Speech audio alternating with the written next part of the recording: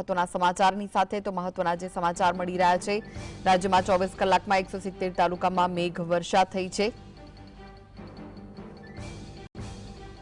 સુરત શહેરમાં સૌથી વધુ 14 ઇંચ વરસાદ વરસ્યો છે। તો સુરતમાં 14 ઇંચ વરસાદ વરસતા જનજીવનને ભારે અસર પહોંચી છે। નીચાણવાળા વિસ્તારો જળબંબાકાર થયા છે। સુરતના ગ્રામ્ય વિસ્તારોમાં પણ વિષમ સ્થિતિ જોવા મળી રહી છે। સુરતના કામરેજમાં 24 કલાકમાં 9 ઇંચ વરસાદ વરસ્યો છે। તો સુરતમાં ભારે વરસાદ વરસ્યો છે। પલસાણામાં 8 ઇંચ, બારડોલીમાં 7 ઇંચ વરસાદ વરસ્યો છે।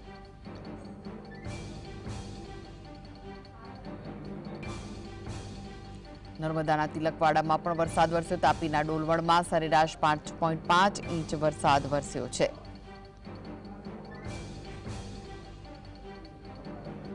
આણંદના બોરસદમાં પણ 5.5 ઇંચ વરસાદ વરસ્યો છે।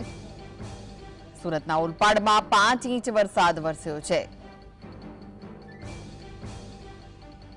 તો સુરતના 84માં પણ સરેરાશ 4 ઇંચ વરસાદ વરસ્યો છે। ભારે વરસાદના પગલે જનજીવન પણ પ્રભાવિત થયું છે। અનેક જગ્યાએ પાણી ભરાઈ ગયા હતા। લોકોને ભારે હાલાકીનો સામનો કરવો પડ્યો હતો। નવસારીમાં 24 કલાકમાં 3.5 ઇંચ વરસાદ વરસ્યો છે। ભરૂચમાં સરેરાશ 3 ઇંચ વરસાદ વરસ્યો છે।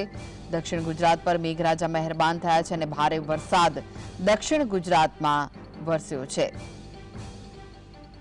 પંચમહાલના હાલોલમાં સરેરાશ 3 ઇંચ વરસાદ વરસ્યો છે। વરસાદ વરસવાના કારણે નદીઓમાં પણ નવા નીરની આવક થઈ છે। અન્ય 158 તાલુકાઓમાં નોંધપાત્ર વરસાદ નોંધાયો હોવાના સમાચાર મળી રહ્યા છે। તો સુરત શહેરમાં સૌથી વધુ 14 ઇંચ વરસાદ વરસતા લોકોને ભારે હાલાકીનો સામનો કરવો પડ્યો। રોડ રસ્તા પાણીમાં ગરકાવ થઈ ગયા હતા, જેના કારણે જે વાહન ચાલકો છે તેમને પણ મુશ્કેલી વેઠવાનો વારો આવ્યો હતો। તો ભારે વરસાદના કારણે જનજીવન પણ પ્રભાવિત થયું। સુરતના કામરેજમાં 24 કલાકમાં 9 ઇંચ જેટલો વરસાદ વરસ્યો છે।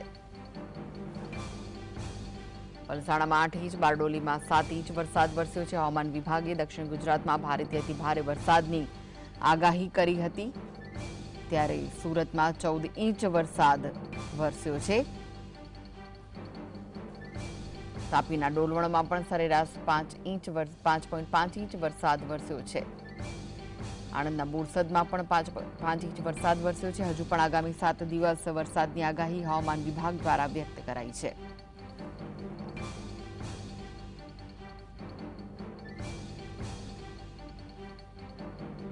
દક્ષિણ ગુજરાતમાં ભારે વરસાદ વરસ્યો છે। અનેક નદીઓમાં નવા નીરની આવક થઈ છે। તો ભારે વરસાદના પગલે અનેક જગ્યાએ પાણી ભરાઈ ગયા હતા। લોકોને ભારે હાલાકીનો સામનો કરવો પડ્યો। રોડ રસ્તા પાણીમાં ગરકાવ થયા હતા, જેના કારણે જે વાહન ચાલકો છે તેમને પણ મુશ્કેલીઓનો સામનો કરવો પડ્યો હતો। તો પંચમહાલ સહિત સમગ્ર દક્ષિણ ગુજરાતમાં ભારે વરસાદ વરસ્યો। 158 તાલુકાઓમાં નોંધપાત્ર વરસાદ નોંધાયો છે। આ સાથે જ હજુ પણ આગામી 7 દિવસ હવામાન વિભાગે વરસાદની આગાહી કરી છે। ક્યાંક ભારે વરસાદ વરસી શકે છે, તો ક્યાંક મધ્ય વરસાદ, તો ક્યાંક હળવા વરસાદી ઝાપટા પણ પડી શકે છે।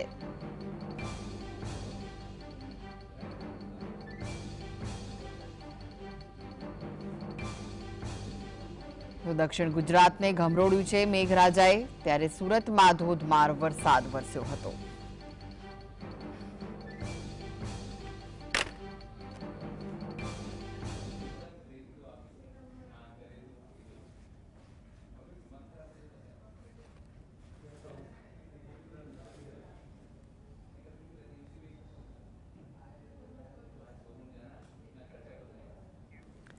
તો સુરતને મેઘરાજાએ ગમરોળ્યું છે, ત્યારે વધુ વિગતો માટે જોડાઈ ગયા છે સુરતથી સંવાદદાતા સાહિસ। સાહિસ, સુરત શહેરમાં 14 ઇંચ વરસાદ વરસ્યો છે।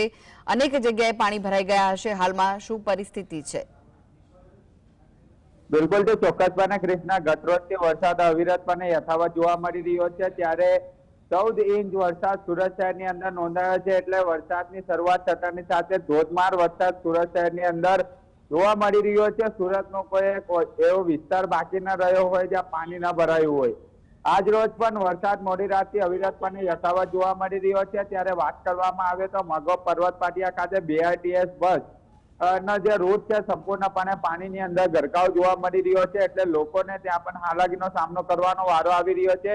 વરાછા ગરનાળા પાસેના વાત કરવામાં આવે તો ત્યાં ઘૂંટણસના છાતી સુધીના પાણી જે છે તે જોવા મળી રહ્યા છે. એટલે ગતરોજ જે રીતના પરિસ્થિતિ સુરત શહેરની અંદર જોવા મળી હતી, ફાયર વિભાગની ટીમ, સુરત પોલીસની ટીમ કામગીરી કરતી નજરે પડી હતી, પરંતુ સુરત મહાનગરપાલિકાના એક પણ અધિકારી સ્થળ પર જોવા ન મળ્યા હતા. ફક્ત જ્યારે પાણી ઉતરી ગયું હતું ત્યારે અલગ અલગ જે સાફ સફાઈની કામગીરી જે કરવામાં આવી હતી તે જોવા મળી હતી. પરંતુ મહત્વની વાત એ છે કે પાલિકા કમિશનર સહિતના જે અધિકારીઓ, મોટા મોટા અધિકારીઓ જે છે તે એસી ચેમ્બરોની અંદર બેસીને માત્ર ને માત્ર દ્રશ્યો નિહાળતા હતા, પરંતુ ગ્રાઉન્ડ લેવલે કોઈ પણ દેખાયું નથી. આજ રોજ વહેલી સવારની વાત કરવામાં આવે તો સવારથી જ મેઘાનું મહેક જોવા મળી રહ્યું છે અને ખાસ કરીને મગો પર્વત પાટિયા વિસ્તારની અંદર સંપૂર્ણપણે પાણી જ પાણી જોવા મળી રહ્યું છે. ખાડી બંને તરફ વહેતી જોવા મળી રહી છે. ખાડીનું પાણી હવે સોસાયટીઓની અંદર આવી રહ્યું છે. એટલે ચોક્કસપણે કહી શકાય કે જો વરસાદ અવિરતપણે વરસે અને ઉપરવાસમાં પડી રહેલા વરસાદના કારણે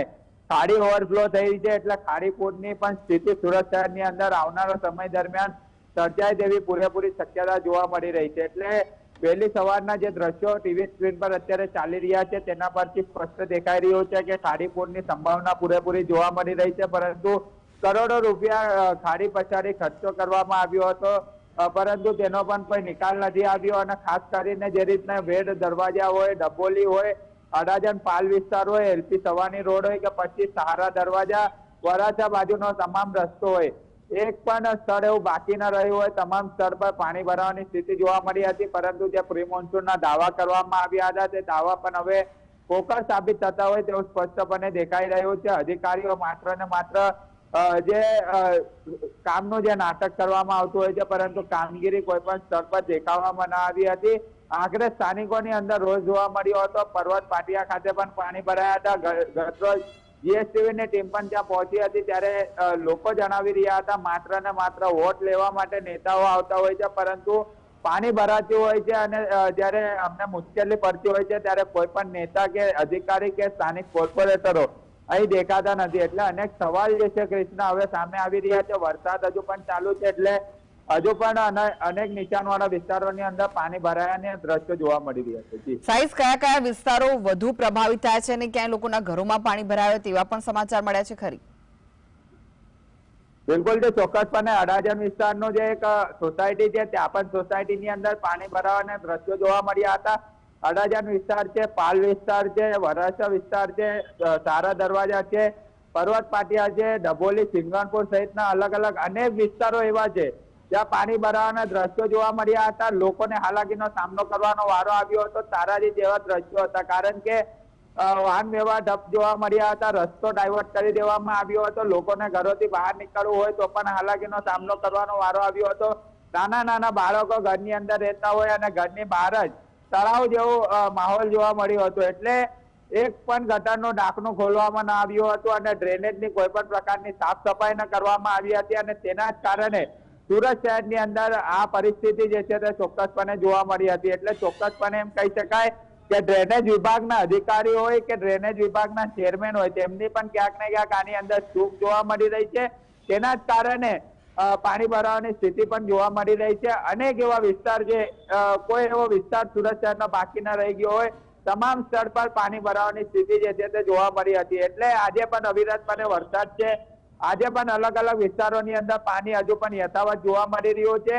એટલે આજે પણ મૂર્ખ બની અધિકારીઓ માત્ર ને માત્ર એસી ચેમ્બરોની અંદરથી તમાશો જોશે, પરંતુ ગ્રાઉન્ડ લેવલ પર કોઈ નહીં ઉતરશે. એ પણ વાત ચોક્કસ છે. જી સાહેબ, જે તંત્રના અધિકારીઓ છે તેમની સાથે વાત કરવાનો પ્રયાસ કર્યો છે તમે, તેમનું શું કહેવું છે? આટલી ખરાબ પરિસ્થિતિ હોવા છતાં પણ કોઈ કામ નથી કરવામાં આવી રહ્યું તો? ગતરોજ પાલિકા કમિશનર શાલિની અગ્રવાલ સાથે GSTV ને ખાસ વાતચીત કરવામાં આવી હતી. તેમને પણ આ સવાલ પૂછવામાં આવ્યો હતો કે જ્યારે પ્રી મોન્સૂનની જ્યારે તમે વાતો કરવામાં આવી હતી તો વાતો ક્યાં ગઈ, પોકળ સાબિત થઈ રહી છે. ત્યારે મેડમ દ્વારા જવાબ આપવામાં આવ્યો હતો કે કામગીરી ચાલી રહી છે, તમામ ટીમોને મોકલવામાં આવ્યા છે, જ્યાં જ્યાં પાણી ભરાયું છે ત્યાં તમામ ટીમો કામગીરી કરી રહી છે. પરંતુ પાણી ભરાયા બાદ કામગીરી કરવામાં આવતી હોય એ શું મતલબ છે? કારણ કે લોકોની અંદર એક પ્રકારનો રોષ ચોક્કસપણે અત્યારે જોવા મળી રહ્યો છે.